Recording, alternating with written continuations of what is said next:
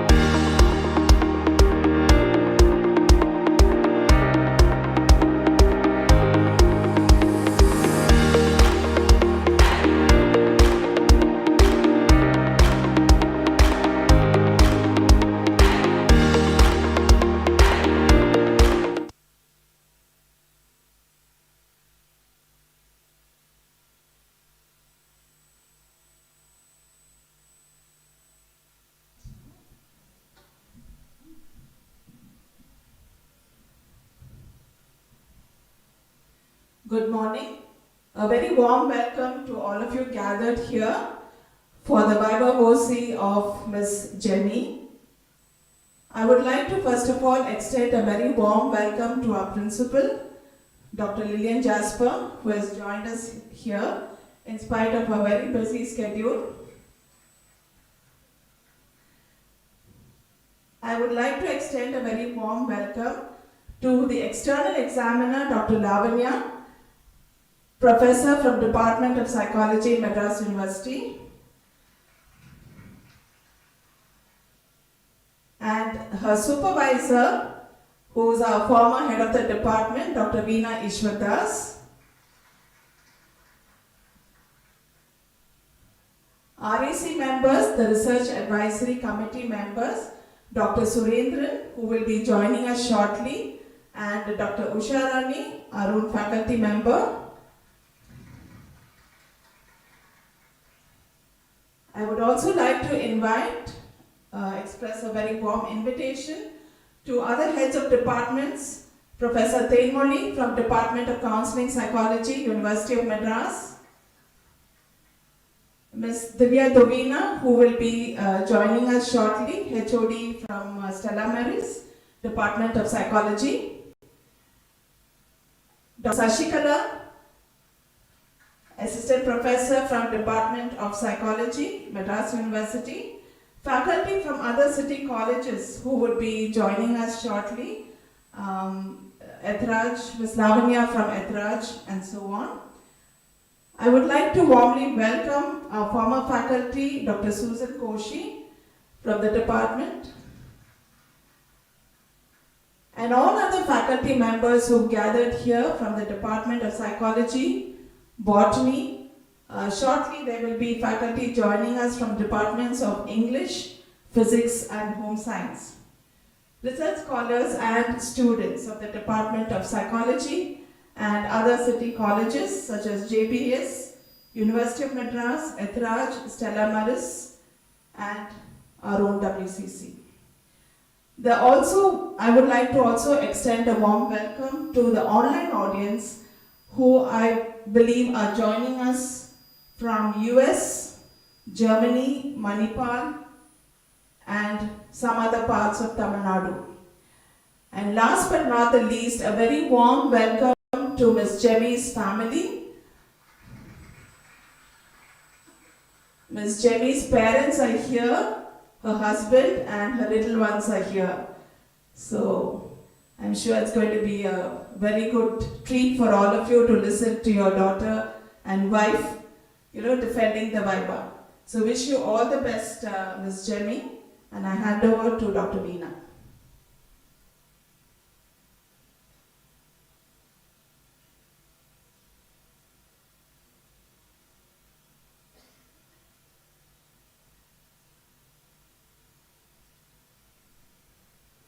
Good morning and a warm welcome to all who are gathered together here for this defense of the PhD thesis.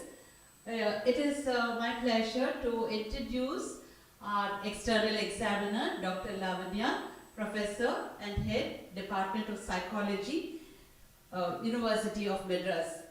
Dr. Lavanya is an astute researcher, a teacher who inspires her students, a warm and friendly colleague, and more dear to us is the fact that she was an alumni of our college who did her undergraduate here in Department of Psychology, Women's Christian College.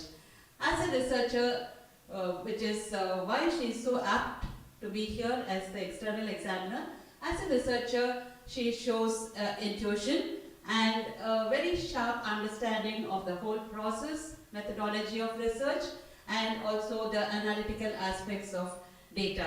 So it is truly good, and it is really nice that it is she who is here to oversee this Viva Voce examination procedure. So warm welcome to you. We are so happy to have her here. This is not the first time that she has been an examiner for thesis presented in the Department of Psychology. A few words about the candidate, Ms. Jemmy. Ms. Jemmy, also a student at the undergraduate level of the Department of Psychology, went on to do her postgraduate studies in Lady Doak, I think, no, where? Went on to do her studies here and in the UK. And then she came back to join on the faculty and proceed with her PhD research work. She, as you have seen on the screen, has done her research work in the field of sports psychology, which is really appropriate because she herself was a sports person, and she was the senator in charge of sports when she was a student over here. She plays racket games. Now she registered in the year 2017. She was a direct candidate, part-time candidate, and it is really amazing that she completed her coursework in the year 2018 and also had both her children, the twins, in the same year, and went on to start her data collection.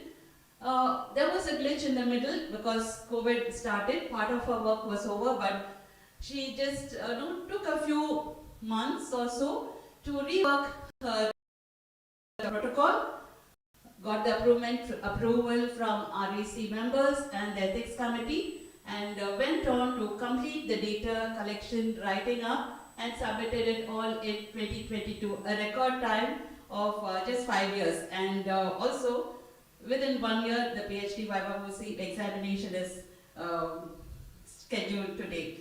So whether it is her determination, her ability to work at an extremely amazing smart speed, I do not know. But here we are today waiting to listen to her present her work. So all the best to you, and over to Dr. Lavanya. Good morning to one and all present here, respected principal madam, to my most esteemed teachers, Mrs. Dr. Koshi ma'am, Dr. Kanchana ma'am, Dr. Veena ma'am. It's in fact a great pleasure to come back to my own department here, and my warm greetings to all the teachers and professors present here along with their students. It's indeed a very important day for all researchers and students, as the scholar would be presenting her research work on the title Effect of Psychological Skills Training on Various Psychological Correlates and Performance Strategies in Female Athletes. I request Ms. Jemmy to have a presentation for about 30 to 40 minutes, following which you will be asked questions raised by the examiners, and then the floor will be open to the audience and research scholars to have their clarifications done. Ms. Jemmy, you may start your presentation. Good morning. My PhD thesis is titled Effect of Psychological Skills Training on Various Psychological Correlates and Performance Strategies in Female Athletes, under the guidance of Dr. Veena Ishwaradas and my research advisory committee members are Dr. P. Surendran and Dr. S. Usharani. Introduction and background. How to win, how to train a champion, and what do winners do are some leading questions lingering in the minds of coaches and athletes who are competing in sports today. Today in sports, the line between winning and losing has become thin. When all the other factors such as physical ability and skills are equal, it is believed that mental capacity determines the winner on a particular day. Most players in the game feel that it is at least 50% of the success is contributed by mental and psychological factors.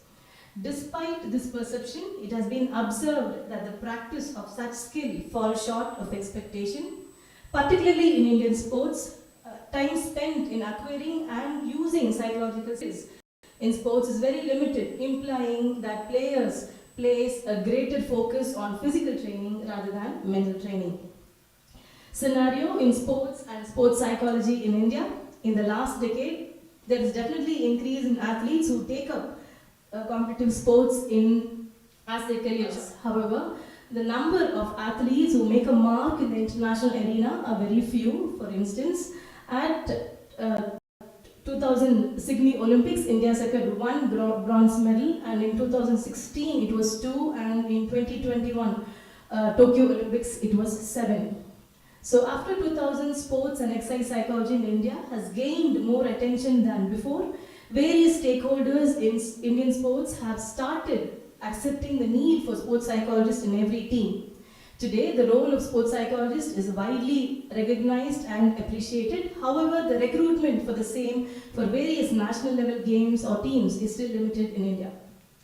Participation of women in Indian sports. Historically, the arena of sports is uncharted territory for women. In India, the participation of women to males, female to male, is still less in both national and international arena. In the 20th century, however, women participation in sports have increased considerably in the Olympics and also within the country. For example, during 1990s, the participation of women was seen only in the 3 games and events such as hockey, tennis and athletics, whereas in the national games held in Goa 2019, there were 39 games in which women participated. Benefits of participation in sports for women. Research shows that women engaging in sports do enjoy greater freedom, they have increased self-esteem and self-confidence. Women who participate in sports, they have a healthy body image, they develop life skills, and they're also more confident. They make better social networks than women who don't participate in sports. Participation in sports can be crucial in boosting women's physical and emotional well-being, encouraging leadership, promoting social inclusion, social integration, and challenging gender stereotypes. So what are the psychological correlates of sports performance today? So according to American Applied Sports Psychology Association, 9 psychological skills are necessary for performing well in sports setting. They are goal setting, coping, self-talk, imagery, arousal management, focus and concentration, and motivation and time management. According to the findings, the factors that distinguishes athletes from who perform well and those who don't perform well are developing and adhering physical and mental preparation plans. So if using continuous mental preparation is proven to enhance sports performance, then learning and training for the same is important. That brings us to psychological skills training, PhD, which is central to this study. PhD is a systematic and a consistent practice of mental and psychological skills to enhance performance, to increase enjoyment, to achieve self-satisfaction. And the aim of PhD is to help individuals develop the psychological skills necessary for a high-level performance in sports and also use the skills effectively. The knowledge base of the PhD is from 2 different sources. 1, studies done on elite athletes, and 2, experience shared by coaches and athletes. So in a typical PhD program, training program, these are the skills in focus: arousal regulation, mental preparation, building confidence, increasing motivation and commitment, skills on attention and concentration, coping with injury. Review of literature. As part of literature review, a systematic research review was done and 9 papers were identified in the year 2021. All were experimental studies using psychological skills training in the athletic population to enhance performance, and out of the 9 studies, 2 studies are done in the Indian population, and this is a Prisma flow chart that we came up with. So these are the various, the skills on focus. So the sports sample, basically the sample, the skill that was on focus, the training duration and the findings. We'll quickly move on to the research gap. From the literature review, these are the research gap that was identified. In developing countries, the usage of psychological skills is lacking in the athletic population. Even if they are using PhD, the mean values of variables such as goal setting, commitment, were almost same between 2006 and 2018 in Asian game athletes. In India, there is a lack of scientific understanding how various variables such as self-talk, relaxation, injury play a role in sports performance. There is also a lack of experimental studies in the athlete accessing the impact of psychological skills training in improving other related variables. Bridging these research gaps in the study, the usage of psychological skills in Indian athletes is lacking, so therefore this study facilitated the use of psychological skills in young athletes. The study threw some light on various factors, namely mental toughness, coping and motivation that are needed for sports performance today. The effectiveness of PhD again has not been evaluated in the Indian population. This study has attempted to bridge that gap. Significance and need of the study. Although there is a considerable increase in young people in participating in sports today, it is considered that before the age of 30 that they reach the peak performance in sports, and especially studies also show that the crucial age is between 19 to 26, and therefore it makes sense to learn psychological skills to enhance their sports performance during this point in time. Objectives of the study, there were two phases to the study. Phase 1 is pilot and phase 2 is main study. The objective of the pilot study was to establish relationship between variables, and the objective of the main study is to find the effect of PST on various psychological correlates, that is mental toughness, coping and intrinsic motivation. This is the timeline of the study. The first phase is a pilot study that was done and followed by the main study, which had 4 stages. Baseline, that is a pre-test, followed by 6 weeks intervention program, and post-test immediately after the intervention program, and follow-up was done 8 weeks from the post-test. These are the tools that were used. Sports Motivation Scale 6 with 24 items measuring intrinsic motivation. Athletic Coping Skills Inventory 28 items with the total score measuring coping. Sports Mental Toughness Questionnaire with 14 items measuring mental toughness. And Test of Performance Strategies with 64 items with 16 subscales, where 8 strategies were used during practice and 8 strategies used during competition were measured. Hypothesis. There were 4 main hypotheses that was proposed in formulated in phase 1. The first 2 hypotheses were for testing the relationship between various variables, and hypothesis 3 and 4 is for testing prediction between the predictor variable, which is performance strategies, and the predictor variable, which is intrinsic motivation, mental toughness and coping. Phase 2, there were 3 main hypotheses that was formulated. The 5th hypothesis were for testing the influence of PST on experimental group compared to the weight-listed control group at post-intervention. 6th and 7th hypothesis were for testing the influence of PST within the experimental group at post-intervention and at follow-up. That's the methodology. Methodology for pilot study, that is phase 1. The aim was to establish the relationship between variables. Sample were 91 female athletes aged between 18 to 21 who are currently competing in sports. Purposive sampling was used. Variables used were predictor variable was performance strategies, and predictor variables were intrinsic motivation, coping and mental toughness. The research design that was used was research survey design. Procedure involved was, after the ethical clearance, in-person data collection in group was done, debriefing was done to all the participants. Statistical tool used to analyze the data were Bayesian correlation and multiple regression. Moving on to the results of phase 1 in practice subscales. Goal setting, relaxation, emotional control significantly predicted intrinsic motivation with 25.1%. Imagery, emotional control, self-talk significantly predicted coping with 41.4%. Emotional control, self-talk, activation, goal setting significantly predicted mental toughness with 37%. In competition subscales, imagery significantly predicted intrinsic motivation with 7.4%. Relaxation, goal setting, automaticity significantly predicted coping with 62%. and relaxation, activation, and emotional control significantly predicted mental toughness with 46%. Therefore, main hypothesis 1, 2, 3, and 4 are partially accepted. Based on the findings of phase 1, intervention modules were developed for testing in phase 2. This is the outline of the intervention program developed week-wise. The details of each session is in the upcoming slides.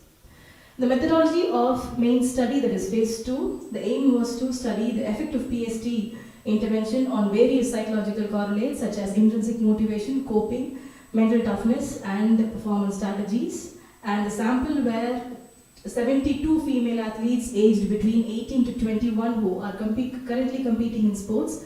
Purpose of sampling was again used. Variables where the IV was PhD program and the DV was all the variables including intrinsic motivation, coping, mental toughness, and performance strategies. Research design used was pre-post experimental design with waitlist control group. Procedure involved was after the ethical clearance, data collection at the baseline pre-test, then 6 weeks intervention program was given, then post and follow-up data collection was done. All the data collection was done through online, and debriefing the participants was done. A statistical tool to analyze the data was ANCOVA, paired sample t-test, independent sample t-test, and Cohen's D to measure the effect size. Intervention modules in detail. So in session 1, it was arousal management. They learned about the physiological change that happen when they are anxious, excited, and optimal arousal. They also learned that arousal can be regulated and optimized through breathing. The second session 2 is relaxation. Autogenic exercises were taught to tune the mind to concentrate on one particular thing, and grounding exercises to shift the attention from anxious thoughts to more neutral thoughts. Session 3 is imagery. Participants were taught the techniques of visualization that control arousal and increase concentration and confidence. Session 4, self-talk, where they were also taught to be aware of the content of the self-talk and spot the negative self-talk and replace it with a positive one. Session 6, concentration and focus. Participants were taught to maintain appropriate focus, which leads to performance. Session 6, goal setting. So developing an action plan with process, performance, and outcome goals pertaining to sports was facilitated, and it was made sure that they came up with the SMART goals. This is a sample selection and allocation of the participants. There were 72 participants were selected at the baseline, excluding the participant who did not give the consent. They were randomly assigned to experimental and waitlist control group. There were 36 participants in each group. So 6 weeks intervention was given to the experimental group alone, and the follow-up was done. The post, of course, was done for both the groups, and the follow-up was done only for the experimental group, and after 8 weeks of post-test. There was a dropout in the experimental group during the session, therefore making the size of the experimental group 35 at the post and also at the follow-up. Now we'll see the phase 2 procedure in detail. The highlights of the intervention program module was given in group session through online. It was 3 groups, and activities, exercises, homework assignments were given. The procedure involved ethical clearance, consent form, data collection, and pre-post follow-up through online, and debriefing to all the participants.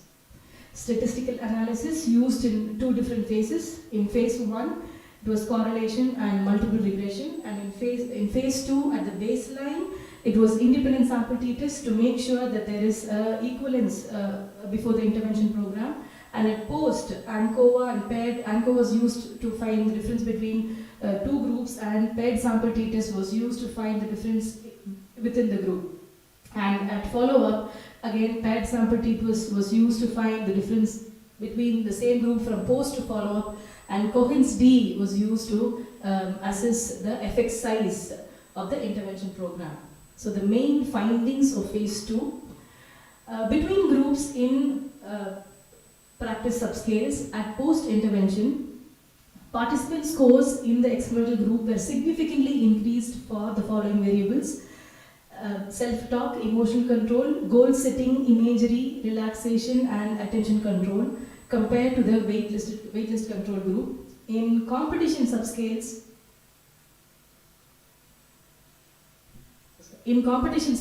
at post-intervention, participant scores in the experimental group were significantly increased for emotional control, goal setting, imagery, relaxation compared to the waitlist control group. At post-intervention, the participant scores on coping, mental toughness significantly increased for the experimental group when compared to the waitlisted control group. Therefore, main hypothesis that stated the influence of PhD on experimental group compared to waitlisted control group is partially accepted. This is the result within the experimental group at pre, post and follow-up. On practice subscales at post-intervention, scores significantly increased for the following variables: self-talk, emotional control, goal setting, automaticity, relaxation and attention control when compared to pre-intervention scores.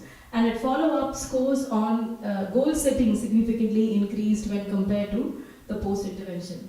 Within the experimental group on competition subscales, scores significantly increased for the following variables: self-talk, emotional control, goal setting, imagery, relaxation when compared to pre-intervention scores. Within the experimental group at the post-intervention, scores significantly increased for intrinsic motivation, mental toughness, and when compared to scores in the pre-intervention, compared to pre-intervention scores. Therefore, main hypothesis 6 and 7 stating the influence of PhD within the experimental group at post and follow-up are partially accepted. At the follow-up, within the experimental group that received 6-week training program, out of all the variables, these are the details of the variables that increased, that was maintained and that was not maintained at the follow-up. Goal setting significantly increased, mental toughness, coping, performance strategies such as emotional control, automaticity, imagery, activation, relaxation, self-talk, negative thinking were maintained, and intrinsic motivation and attention control were not maintained. So the skill development in the experimental group session-wise, research showed the athletes in the experimental group were better able to identify and control their emotions during practice, and also were able to manipulate the emotion to reach the desired outcome during competition. Autogenic exercises used to achieve calmness and focus, and grounding exercises used to shift their attention from less constructive thoughts to more neutral ones. They were also able to visualize different distractions and that they could encounter in the competition, and they could prepare a plan to overcome the barriers. Athletes were also taught to be aware of their self-talk and identify the negative self-talk from the positive ones, and they were able to break down the larger problem into more manageable parts and find solutions for the same. Session 5, again, exercises that aimed at identifying certain cues in the environment as distractors, and strategies where they came with strategies to deal with these distractors and helping them to refocus on the current task. Athletes were taught to set different goals, that is process, performance and outcome goals, and they were also taught that they were given space to work on these goals and discuss among each other. They had time to learn from each other and to set their goals more effectively. Effect sizes. Coherence D was used to find the effect of PhD program between the experimental group and waitlisted control group. At post-intervention, large effect size was seen in intrinsic motivation, practice subscales, that is self-talk, emotional control, and goal-setting, imagery, attention control, and in competition subscales, it is emotional control. Coherence D was also used to find the PhD program within the experimental group. So the large effect size was seen in mental toughness, goal setting, relaxation, attention control, emotional control, and in competition subscales, it was emotional control and imagery. At post, again, at follow-up, when compared to the post-intervention scores, large effect size was seen in mental toughness, practice subscales, that is goal setting, and in competition subscale, it was imagery and emotion control. Other findings of phase 2. So the dependent variables, namely activation, atomicity, and negative thinking, did not significantly change from pre-intervention to post-intervention scores. So this results was as expected, as the modules included in the intervention program were not directly catering to these variables, that is spontaneity, which is activation, flow, that is atomicity, and negative thinking. The modules did teach the athletes to become more self-regulated, which is the quality of an individual in flow state, and become more aware of themselves and their emotion, and mental preparation for the game, again spontaneity, and overcome negative self-talk, again reducing the negative thinking. Coping skills of the athletes did not significantly change at the PhD. However, the mean scores of the coping from pre to post did not reduce as well. This result could have been because of the off-season where there were no tournaments when the intervention was given, and they were not participating at that point in time. So the athletes were not actively preparing for any upcoming tournament or a game.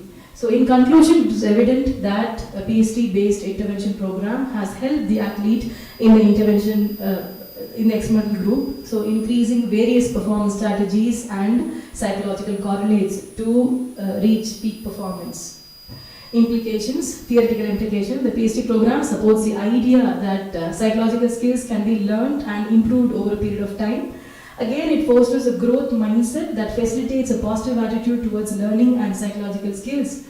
This helps the athletes to remember that the champions are not born but are made. PhD program also supports the idea that it can be developed and it can be used to enhance the performance of the sports, even in the elite and also in amateur or beginner athletes. Practical implications, inclusion of some form of mental regime in athletes in a training program is essential for enhancing their physical performance and also recovery from injury. So as student athletes, they have many challenges in various areas like school life and sports performance. So learning psychological skills can aid them to overcome uncertainty and instability with a sense of purpose, and it also fosters a learning attitude in them for a healthy transition from emerging adult to an adult.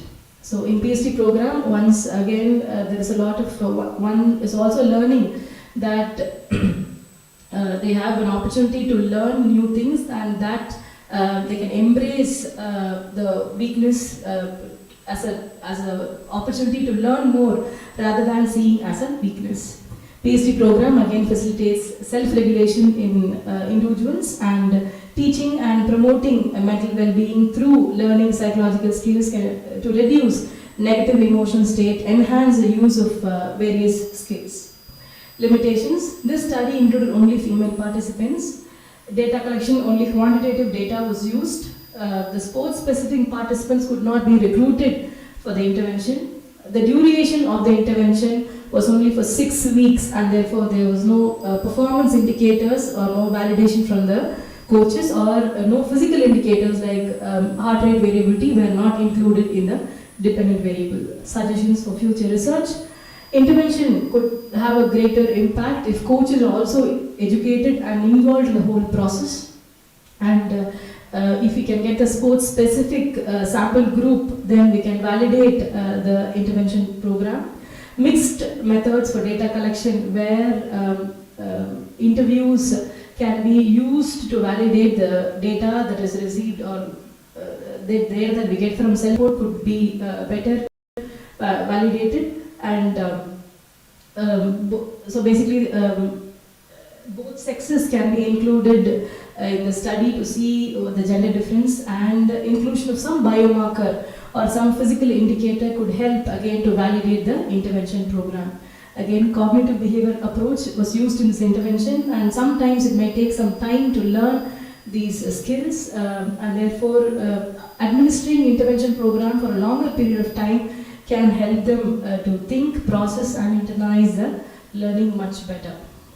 I would like to conclude this presentation with a quote. This was given by Kiran Khan, Olympic swimmer, and when she was 19, she gave this quote, I quote, "My sports made me a more focused, sharper, more determined and stronger person than I was before. It is a mental game. The stronger you are, the better you are." Thank you for your patient listening.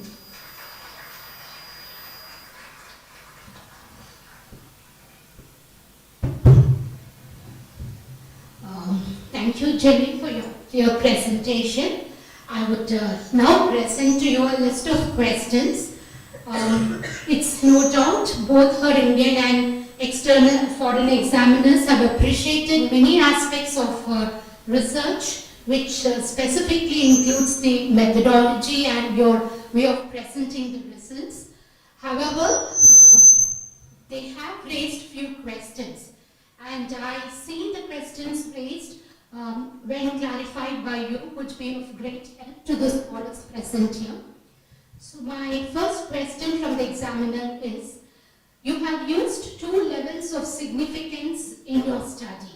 Could you justify the reason for using both the levels? Okay.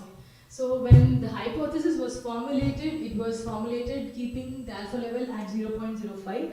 But however, during the analysis of the data, when the result showed at 0.01, it was reported as 0.01.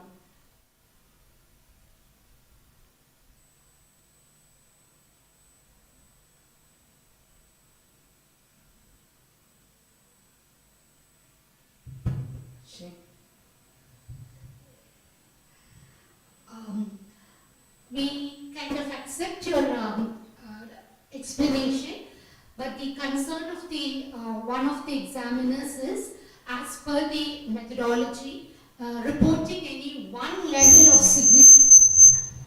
Reporting any one level of significance would be more advisable as a researcher than reporting both the levels. So I request you to please keep this in mind at the time of publication. Yes.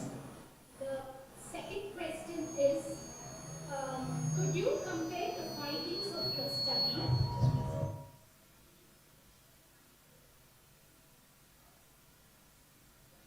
Check.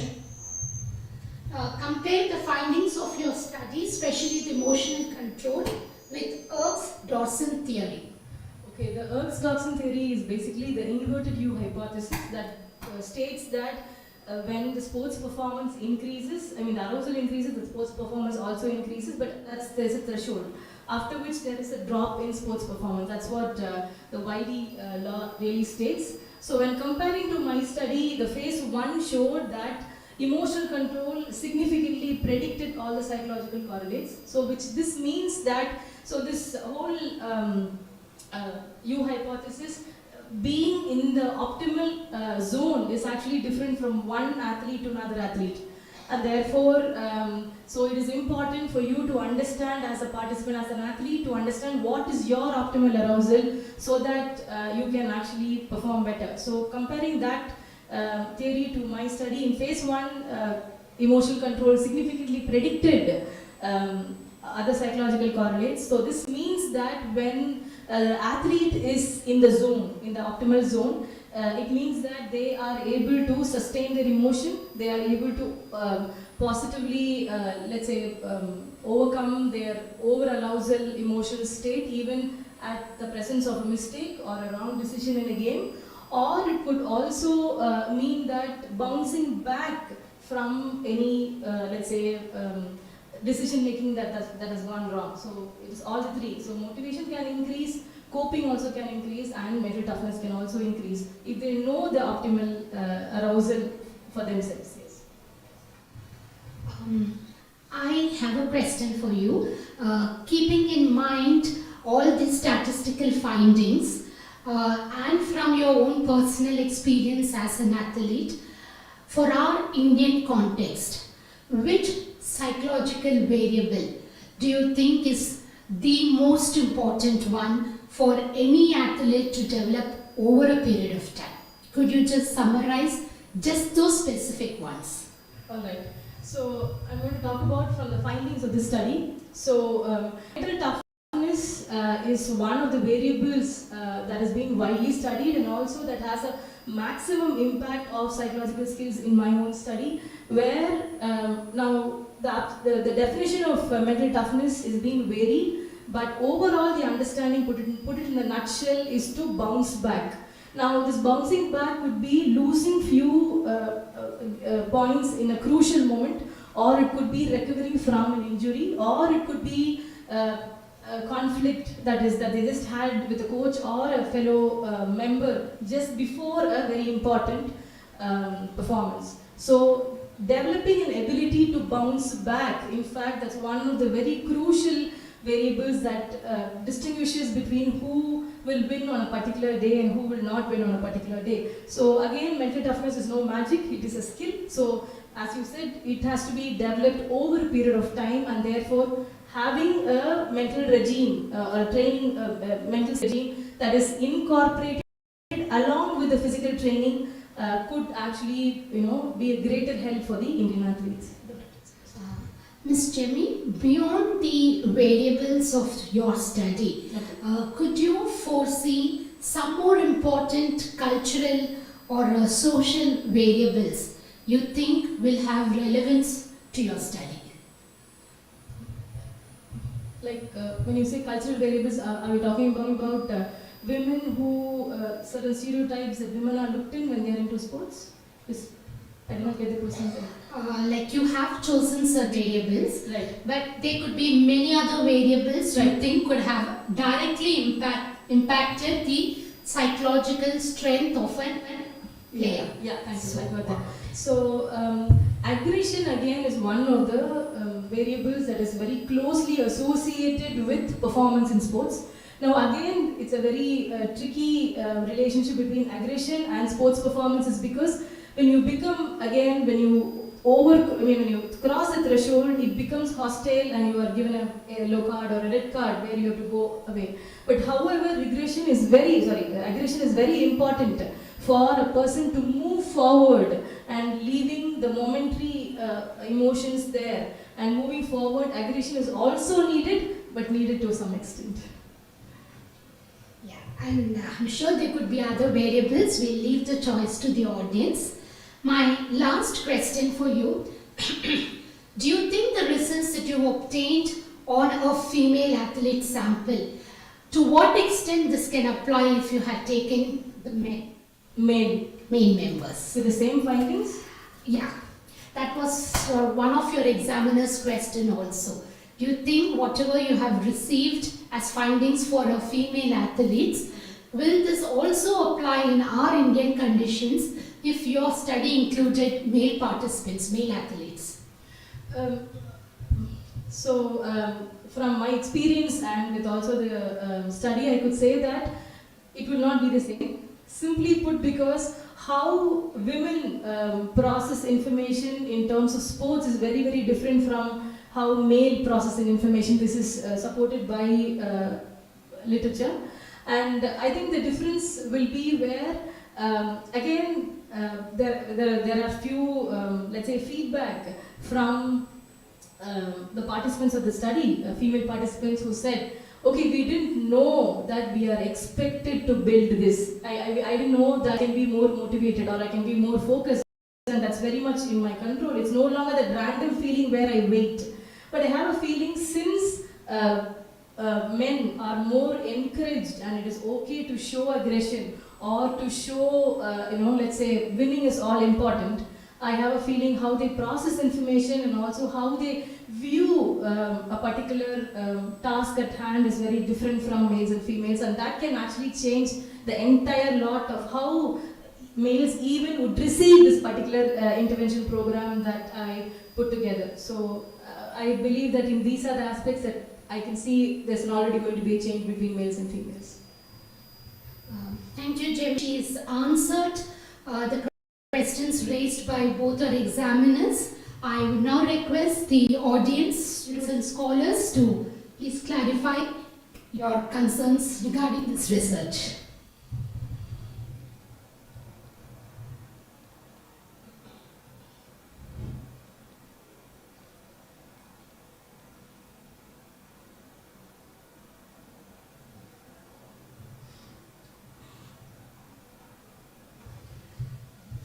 I'm sure there will be a lot of questions. We all watch sports, right? So please come up with your questions, which could be very down to earth and practical also.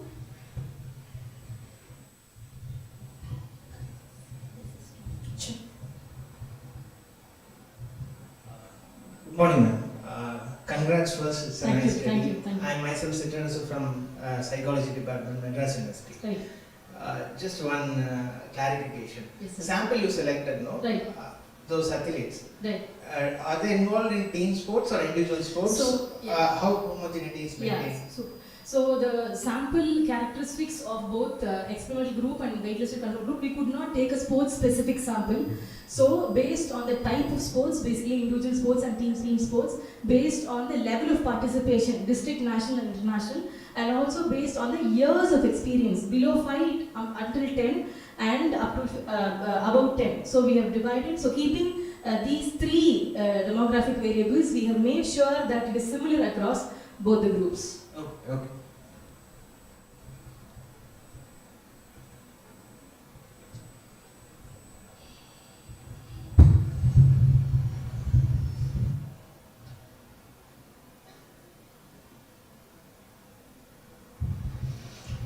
Congratulations, Thank you. ma'am. Sports psychology is a developing field in India. So the tools used in the study, were they all Western tools or was any effort made to validate it in the Indian So context? part of, yes, so all these are Western made tools on population that was normalized in the Western population. However, in phase 1, Cronbach alpha was established for everything only after the suitability of the the scale was assured, only then we moved that or used that tool in the phase 2.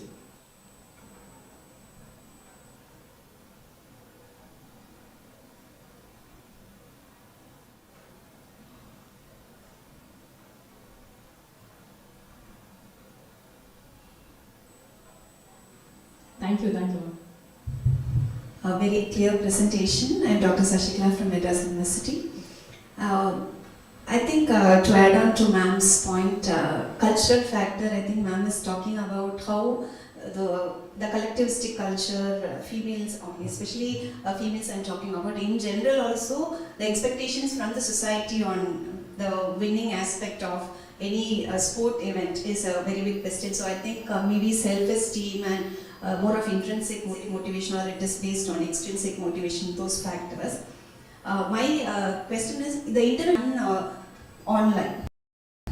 Yes. So my doubt is, during the justification of activation and automaticity, you mentioned that maybe because there was no upcoming events, therefore it is not reflected on that. Maybe if it is in the limitations, if it is mentioned as maybe if it is offline intervention, these aspects, especially automaticity, could have been, of course due to COVID situation it was not possible, but maybe that, is that possible? Maybe if it is in offline, is there a possibility to have activation and automaticity to have a better, because both are important aspects. So, as I already told you, it was not directly catering to these variables, but however, we did touch upon in intervention program addressing these two. But in terms of coping and motivation, motivation is a goal-directed behavior, and when we say coping, we are managing a situation. Both will arise only when there is a need. So, when I don't have an upcoming tournament or I'm not looking forward for some performance in a near future, this is naturally, not that something that I'm exercising. So I have a feeling, even if it is an offline, and I don't think it would have made much difference, simply because there was no need.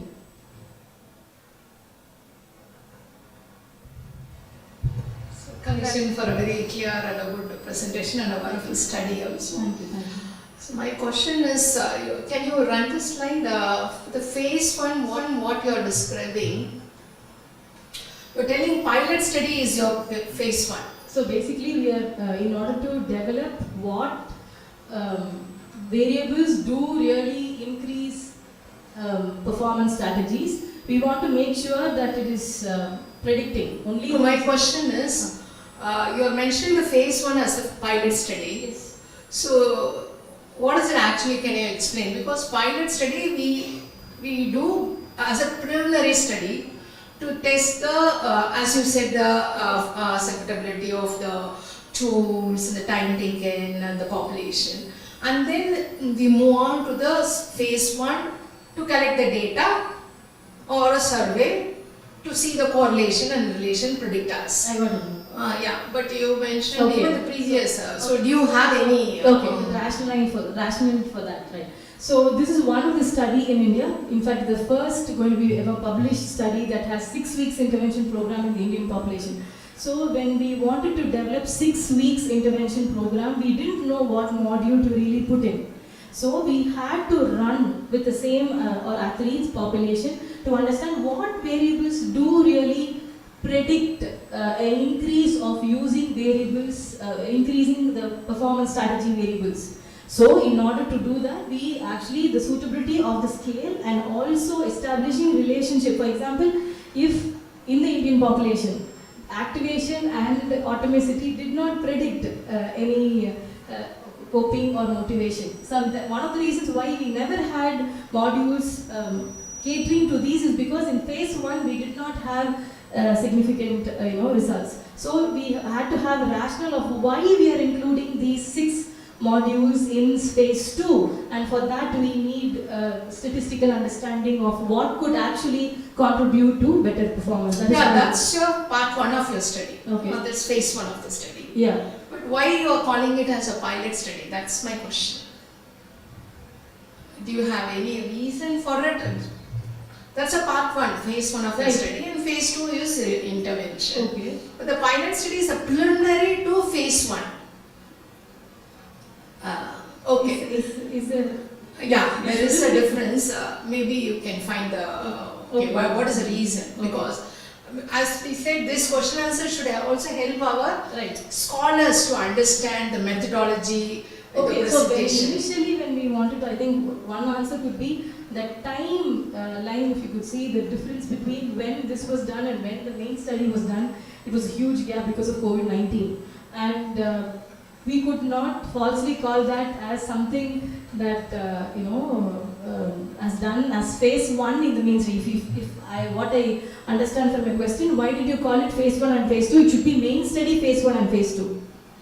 No, your phase 1, phase 2 are right. Okay, first phase 1 is your survey, you're finding the relationship and the pilot study. Pilot study is different.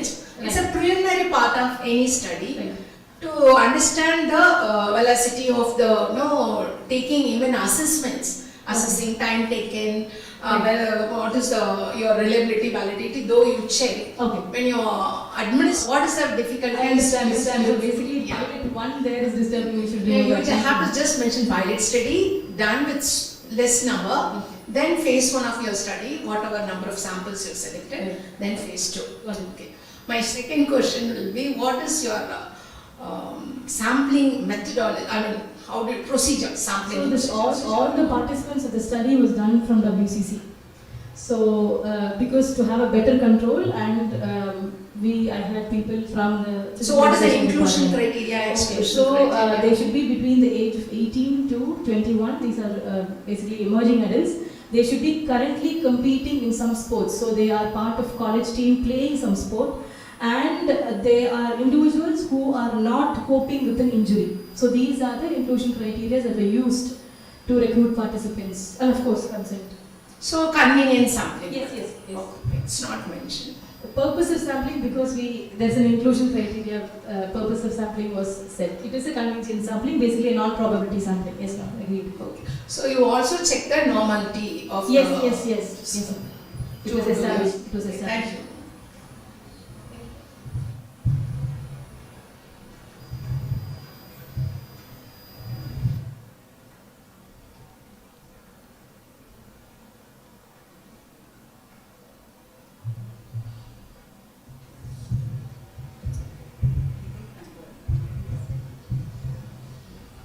Good afternoon, ma'am. It was a very well presented study and it was very enlightening us on how intervention could make impact. So my question was, since you were mentioning that it was a waitlisted control group, were they provided with the intervention later? Yes. After 6 months, yes. Okay, that is the first question. Second question was, it's a curious question.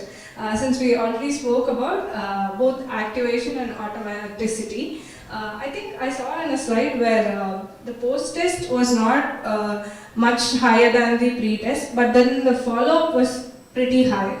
So, do you think there's some reason for that? Sorry? For a particular follow-up, yeah, for activation or automaticity? Yeah, I think probably those are the skills that are not really catering again. So not just automaticity, even other variables, they had a fluctuation between pre and post. So it could be for various reasons. So those are the, let's say, the confounding variables of the study. That was a curious question. I'm not, just to understand why that variable could have increased after the post-test during the follow-up. Is there any thing that you could think of? I think it was in the back. See, even for intrinsic motivation, there was a drop. And for coping, again, there was a drop. However, probably, as you said, this is a cognitive and behavioral, let's say, intervention. So it could have, one of the reasons the reason could have been where learning and using or practicing psychological skills is taking a longer time, and therefore at post probably there was a drop, and therefore by practicing in follow-up it could be a little high. Okay, maybe, and now I get it. Maybe because they would have attended tournament later after the post-test also, that could have been. Yeah. So basically, because while you were explaining about the activation and that automaticity, I think maybe yes, I understand. Thank you.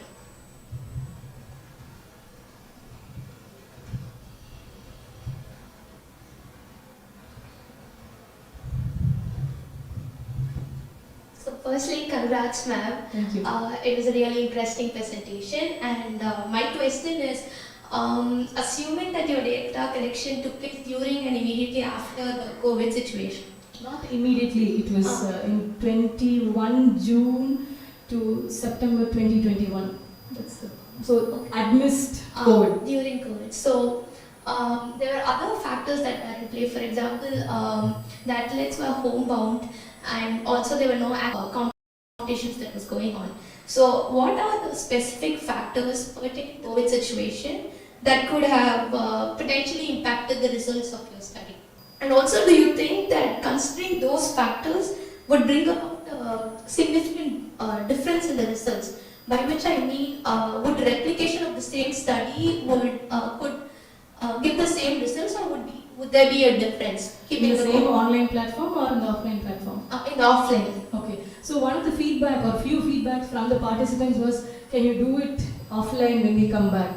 So, but they never had a chance because we were not coming back as offline. We were not working in college until Feb 2022. So they were all almost finishing their course and they were going to go. So, so I believe that the changes, the findings will, or it will at least slightly be influenced if it is an offline.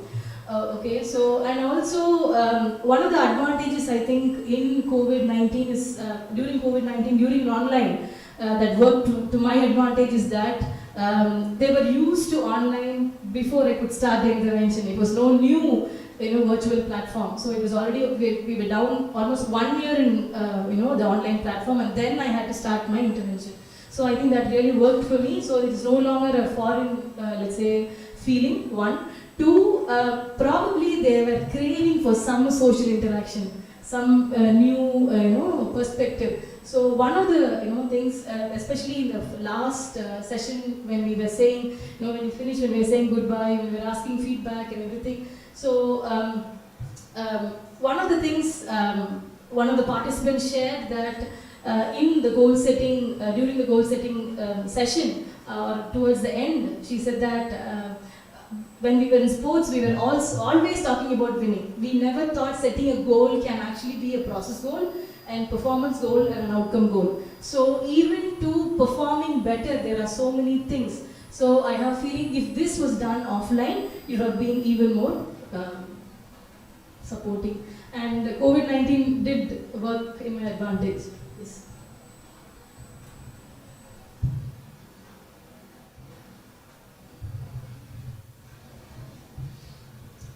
Any other questions from the students or faculty?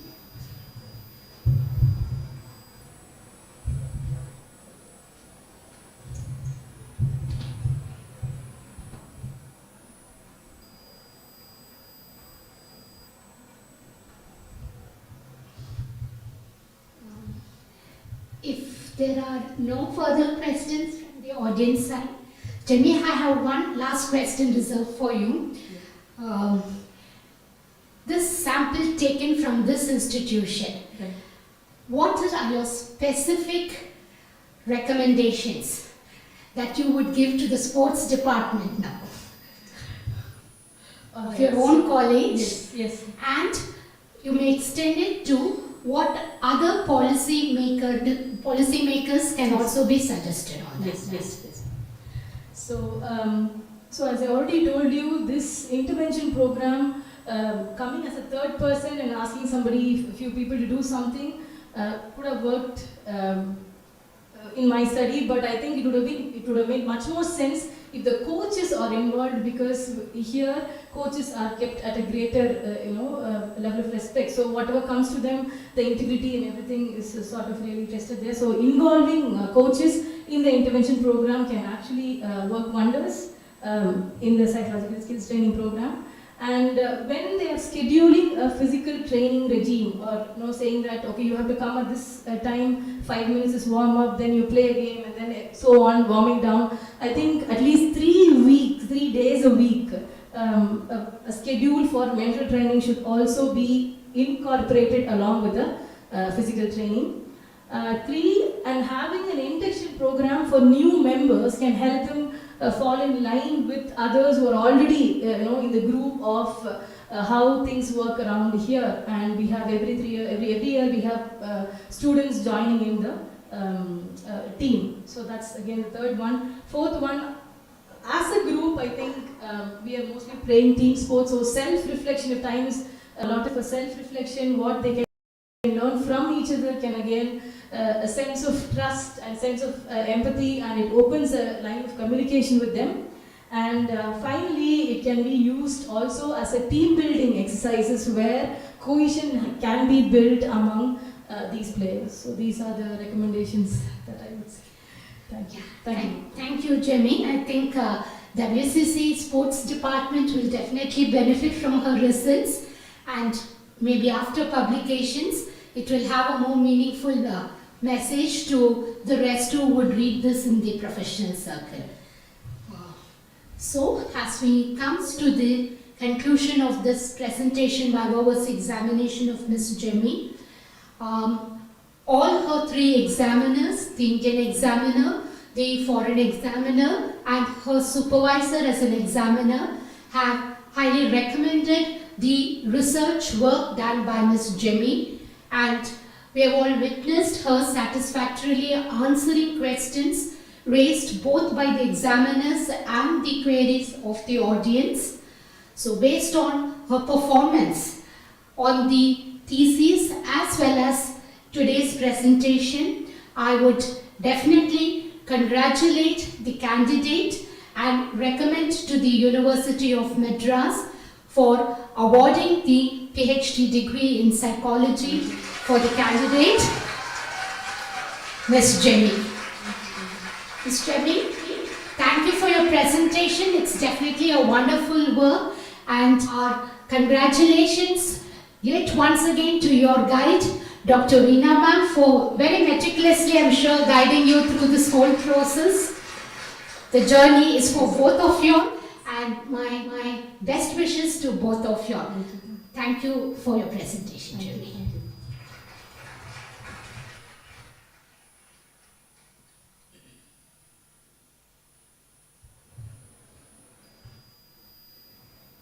So we have listened to Jemmy's work, and I hope that it has been a rewarding experience, and something about sports. Even some of us who may not even be involved in sports at all have understood what all that goes into playing, and more important to some people, winning the game. So congratulations to Jemmy, and a big thank you to the external examiner, Dr. Lavanya, who has graciously guided us through this whole process.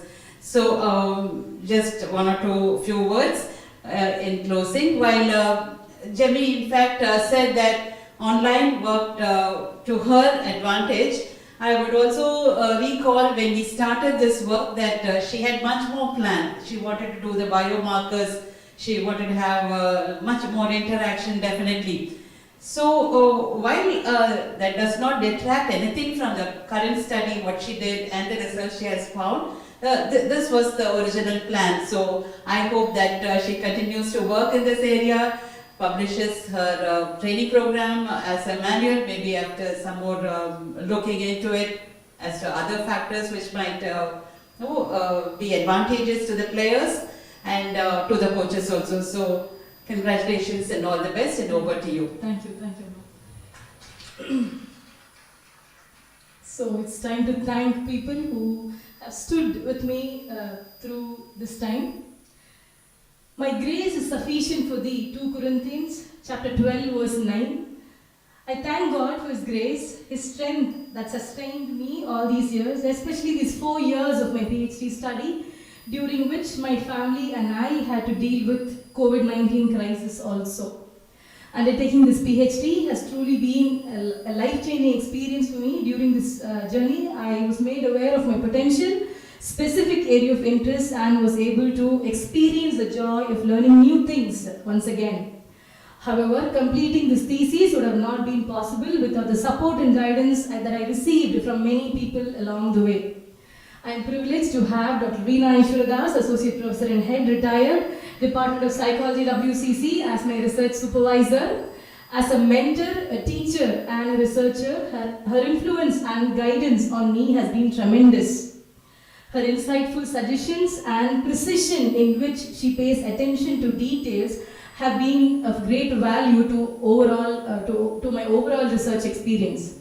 Apart from this, her pleasant personality, warm gestures she extended to me at various moments during this period, and her great sense of humor, for people who know her, made this journey worthwhile. I would like to extend my warmest gratitude to her, and without her and her feedback and her constant support, this PhD would have not been achievable. My heartfelt gratitude goes to Dr. Lily Nai Jasper, Principal, Women's Christian College, for her support. I thank Dr. Surendran and Usha Ma'am, Dr. Usha Rani, who were part of my adversary research committee, and for giving their valuable suggestions through this period. I wish to extend my sincere thanks to all the faculty members of WCC Shift 1 for supporting me in my endeavors. A special mention of Dr. Zarina for her optimism and encouragement, and Dr. Shruti, an able partner and a dear friend. Their support and assistance throughout this journey is immeasurable. If I have to work hard in the pursuit of PhD degree, my family had to work equally hard. My husband Anand, who I thank him for his prayers, words of appreciation and assurance when I was overwhelmed with pressure of juggling between work and family. I would like to thank my daughters and also send my love to them. One is sleeping. Amy and Brielle, sunshines of my life, who endured me during this long process. I would like to thank my parents, Appa and Amma, for giving me the freedom to choose, to help me, to pursue my own dreams and interests, and also believing in me and encouraging me to pursue my doctoral studies. And being a researcher himself, my brother Robin, who's currently joined online, who inspires me every day to help me to keep improving and sharpening my research skills, and I owe him my thanks too. I am in debt to my uncle, Dr. Jodhikaran, retired professor, Department of Physical Education at Agappa University, who has pushed me to set greater or higher standards for myself. And I thank him for encouraging me to pursue sports, which has undoubtedly led me to where I am today. I am fortunate to have friend Ms. Indumati, Assistant Professor and Head, Department of Psychology, Shift 2, who has been a personal cheerleader, offering unwavering support and constantly pushing me to do things faster and better. I extend my gratitude to Dr. Fanuel Robinson, Director, Viva School of Education, for his support in translating and fine-tuning this thesis. I would like to extend my warm thanks to Dr. Agnes, Physical Director, WCC, for helping me with the data collection and also with arranging the training program. I would like to acknowledge my fellow researchers who are here and friends over here, Susanna Deepthi, Sujamani, who's joined online, and Janet and Ashita for being with me throughout this time. I would like to thank all the student volunteers of the Department of Psychology who has contributed to the success and for my research and cheerfully helping me whenever I ask for help. A special mention of two people, Ms. Jerusha Alice, third BSc Psychology student, and Harshini, a second PG student, who has meticulously helped me to plan and making this day possible. Finally, I'd like to thank my family and friends who are with me today and for their unwavering support and encouragement. Thank you one and all.